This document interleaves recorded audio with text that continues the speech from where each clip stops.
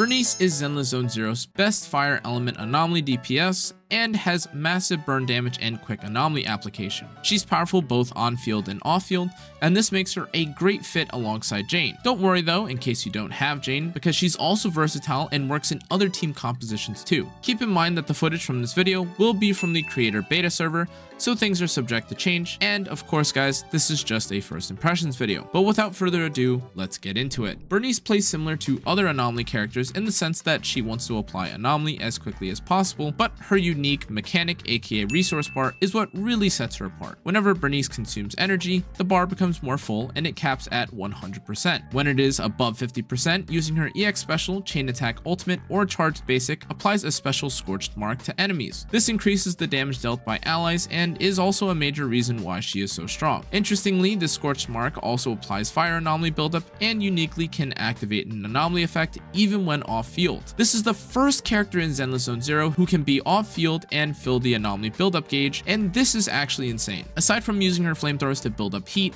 applying the scorched mark is also the core gameplay loop that she'll be focusing on when she's being played. As with most core passives, there is actually a lot to read here, so let's summarize it. Burnice gains heat whenever she spends energy, and heat is what allows her to enter the nitro fuel cocktail state. This state is important for a couple reasons, but the biggest is that she's able to apply the scorched effect to enemies while she's in it. The scorched mark allows her allies to trigger the afterburn effect, and this deals a lot of fire damage while also applying fire anomaly to anyone that is hit. This alone could be enough reason to take Burnice, since she's the only true fire anomaly agent in the game, but surprise, she can also activate the fire attribute anomaly effect when off field. No one else in the game can do this, and it's extremely powerful. Burnice's additional ability is also powerful since it is a direct buff to the anomaly features in her kit. When Burnice is paired with another anomaly character or one of the Sons of Caledon from her faction, the following features are added to her kit. First, anytime she uses her charged basic attack, mixed flame blend, her EX special attacks, or activates the afterburn effect, she increases the move's fire anomaly buildup by 65%. Additionally, all burn effects applied to enemies have their durations increased by 3 seconds. If this reminds you of Rena's additional ability, you'd be pretty spot on, and both her and Burnice's additional abilities are very strong. Burnice's basic attacks are not very good, but a few moves within this attack do actually apply anomaly. These are not worth using in most cases, but it is worth noting that most other characters do not have the ability to apply anomaly via basic attack, whereas Burnice can. Burnice's charged basic attack is where things get interesting.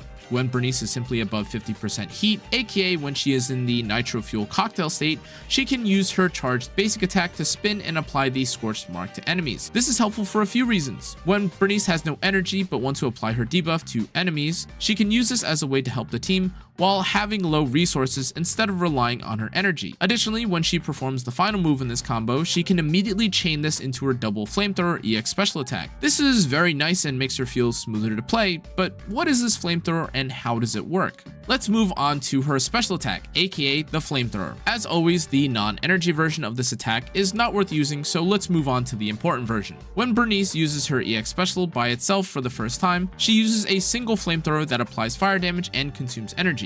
When she's doing this one-handed, she decreases damage taken by 40%. She does less damage than the second EX we'll talk about, but she does also have mobility with the ability to dodge around and gains invincibility whenever she does said dodge. However, if she activates her EX special attack again after having already casted it once, she uses a second flamethrower to deal even more damage and apply anomaly faster. This does come at the cost of being stationary and forced to attack in the direction she originally began the move in, but her damage during this is insanely high. Side note, she does retain the 40% decreased damage taken in the stance, but she just can't move around or do the side steps like she can when she's one-handed. Burnice's dodge attacks are nothing special, dealing a decent amount of fire damage and applying fire anomaly, but like most anomaly agents, this is the same as any other character. Burnice's assists are where things start to get interesting again though. Although her quick assist and defensive assist by themselves are normal, her assist follow-up allows her to apply massive fire damage and anomaly around her. Additionally, after performing the follow-up, she is able to chain this into a two-handed flamethrower EX special attack similar to her charged basic attack. This, like the charged basic attack, is extremely important because Burnice would otherwise waste valuable time by having to stop her EX special attack and then start it again to gain the second stream of fire. Unlike other characters who would be paired with anomaly agents, Burnice's chain attacks are also pretty strong simply because the skill itself is so short in animation length. This allows her to apply the fire anomaly and damage to enemies without taking up too much time, and of course, she also gains the ability to use her double flamethrower immediately after performing this. It might sound like I'm fixating a lot on the ability to use her double flamethrower, but trust me, when you actually try to manually activate this thing, you'll understand why it's really nice for Burnice to have access to it through other means. Spoiler alert, it's just flat out annoying to do. Burnice's ultimate is actually one of the best anomaly agent skills in the game, rivaled only by Jane's because of the way that Jane works. Burnice's ultimate has an insane damage multiplier and allows you to swap off of Burnice via quick assist while she is performing it, and this means that other allies get to deal even more damage while enemies are burning. Again, reoccurring theme / broken record speaking, but this is something that literally no other agent in the game can do. If Burnice just sounds like a character at this point who deals a lot of damage, you wouldn't be wrong.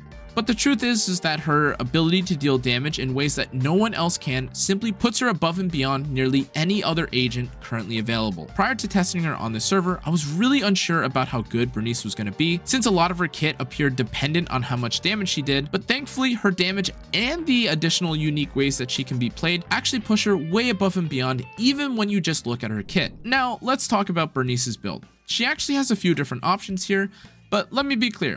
A lot of what will work on Burnice will depend on your team setup and how your agents are built. This sounds obvious, but it's actually even more important for Burnice specifically. Let me explain. Currently, there are two builds that I've researched, tested, and spoken to other creators about regarding Burnice. The first is the full anomaly setup, where Burnice will use a 4th slot anomaly proficiency disc, a 5th slot attack percent or fire damage disc, and a 6th slot anomaly mastery disc. This also features equipping a 4-piece chaos jazz and some combination of 2-piece freedom blues or inferno metal, and this is what a majority of players will likely use since it's so straightforward, direct, and you're just looking for anomaly proficiency plus attack percent. It's easy to build and very easy to understand. However, as I learned from my fellow creator, I Am Burnice, there also exists a crit attack anomaly hybrid build that also performs well too. This build differs primarily from the anomaly version with a 4th slot crit disc and focuses more on crit rate, crit damage, and attack percent. Instead of Chaos Jazz and Freedom Blues or Inferno Metal, this build swaps to 4-piece Inferno Metal and 2-piece Woodpecker. Stats in this build will vary of course, but the main selling point of this potential build is its ability to let the Afterburner effect crit. As a disclaimer, the crit build took way better gear for me to make work, and there are plenty of different breakpoints where one build beats out the other, but let me briefly describe when each build feels stronger. The Anomaly build feels better if you are someone who sees the word Anomaly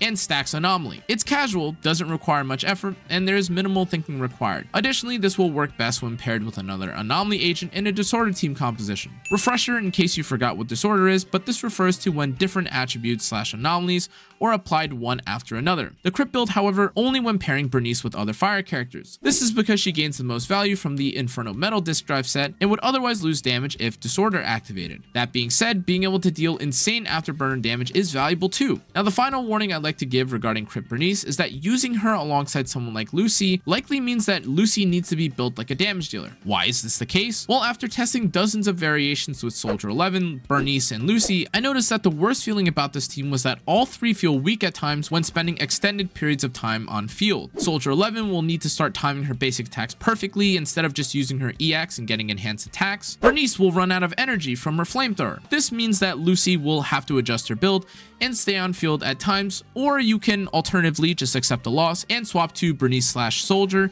and keep attacking until they regenerate energy. Long story short, crit Burnice has her strengths if you are going to pair her with other fire agents like Soldier 11 or Kaleda, but just know that it will take way more planning to make this work. For Burnice's W engine choices, there are really only 3 that stand out. Her own is definitely the best performing since every aspect of its passive synergizes with Burnice's game plan, and she also just appreciates the anomaly proficiency. The alternatives to this are Weeping Gemini, Rainforest Gourmet, and Electro Lip Gloss, but each has their own strong point. Rainforest Gourmet has a very simple passive to activate, Weeping Gemini activates easily against bosses, and Electro Lip Gloss is effective when pairing 2 anomaly agents together. However, they also come with their own set of weaknesses. Weeping Gemini suffers in performance when fighting multiple enemies that die. Electro Lip Gloss can be annoying to set up when attacking new enemies for the first time. It's also kind of weak when you don't have another anomaly agent paired with you. And ultimately, there aren't even enough battle passes that have been released for us to actually reach rank 5 yet with this W engine. The final option, Rainforest Gourmet, statistically has the lowest potential damage compared to the others, and that's its major weakness. All 4 W engines that I listed, however, are obviously usable and will not drastically affect the performance of Burnice in most cases, but it is worth mentioning that her signature outperforms the others by a decent amount. My recommendation then is to either grab her signature if you love everything about Burnice, or to use Rainforest Gourmet because, well, it's so easy to use. Regarding team compositions, there are a few teams that I found to also work well with Burnice, but more testing needs to be done before final conclusions can be made. The only final conclusion that I've honestly found is that the best team by far is Jane, Burnice, Caesar, and this is no surprise. Caesar can immediately activate her barrier and get off the field. Burnice can easily apply her scorched mark, quickly use her energy, and then leave the field until she's about to run out of heat. Jane is just the most insane damage dealer we've seen thus far. This team is the better version of Jane, Seth, Lucy / Caesar, and it features more damage with somehow even less time spent on field from Jane's allies. Burnice does deal decent anomaly when she's on field,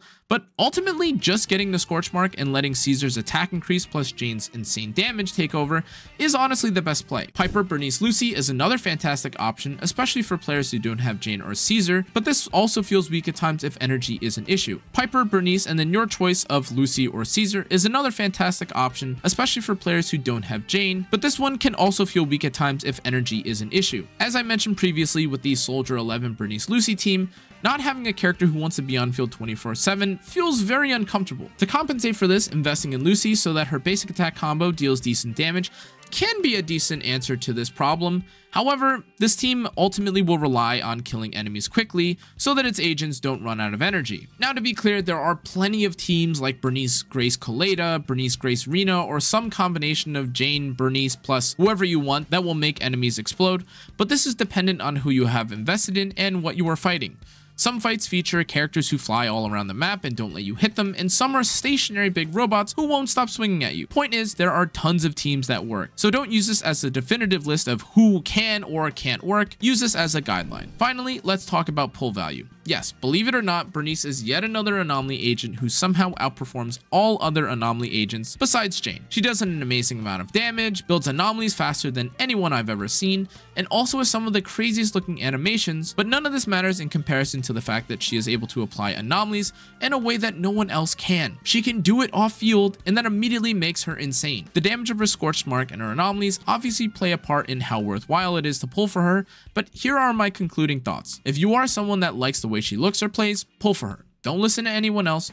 Fun is the most important factor at the end of the day for any video game. If you want the newest, most game-altering anomaly character that's been released since, well, Jane, well, she also fits this category because Jane can crit with her anomalies, but no other agent can apply anomalies when off-field. If you're afraid of the next anomaly agent power creeping or doing something scary like being able to apply anomaly even when you're sleeping, well, unfortunately, I have the same fears as you. We have no idea currently if the next or future anomaly agents will start doing insane things like guaranteed defense penetration. If you have these fears like me, it is definitely fair then to skip Burnice, especially if you're considering it. Personally though, I will be pulling for Burnice because she's super insane looking and her kit is fantastic. Again guys, this is just me. Feel free to do as you like. Anyways, that's going to be it for this video. Thanks again for watching. This was my first thoughts on Burnice. I think she's amazing. She looks absolutely breathtakingly amazing, and this was my second take saying that because I literally didn't have the words to describe what she was, but honestly, she's amazing. She looks fantastic. I like the way she plays,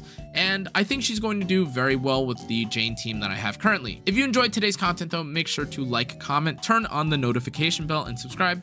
Thanks again for watching guys. I will see you on the next one. Stay safe, stay healthy. Good night.